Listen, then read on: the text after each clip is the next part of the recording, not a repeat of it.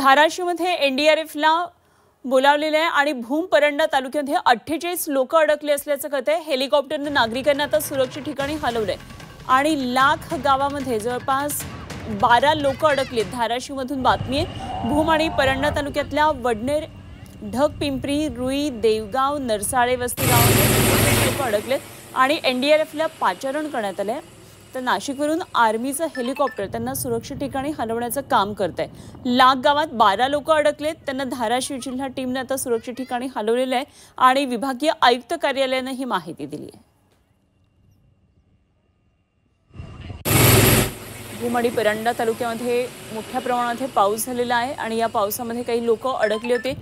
मदतीसाठी आता एनडीआरएफची टीमही पाचारण केली आहे। तर हेलिकॉप्टरच्या मदतीने या लोकांना बचाव पथकाने काम सुरू केलं आहे, त्यांना वाचवण्यासाठी, त्यांना मदत देण्यासाठी। तर धाराशिवमधून ही महत्त्वाची बातमी येते। लाख गावामध्ये 12 लोक अडकलेत। ज्ञानेश्वर पतंगे आमचे प्रतिनिधी आपल्या बरोबर आहेत। आणखी सविस्तर तपशील जाणून घेऊया।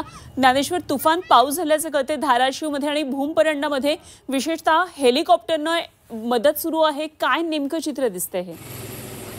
खरं तर भूम आणि परंडा या तालुक्यात पावसानं अक्षरशः रात्री कहर माजवला आहे आणि यामुळे अनेक गावांमध्ये पूर परिस्थिती निर्माण झालेली आहे। अनेक गावांमध्ये अद्यापही नागरिक पुराच्या पाण्यात अडकलेले आहे आणि पोलीस प्रशासन त्यांना बाहेर काढण्यासाठी कसोशीचे प्रयत्न करताना दिसते। जवळपास 131 नागरिक पुरामध्ये अडकले असल्याचं पोलिसांचं माफकर प्रशासनाचं म्हणणं आहे आणि प्रशासनाच्या वतीने यांना हेलिकॉप्टरच्या सहाय्यानं बाहेर काढण्याचं देखील काम सुरू आहे। काही गावातील नागरिकांना प्रशासनानं सुखरूप बाहेर देखील काढलेलं आहे।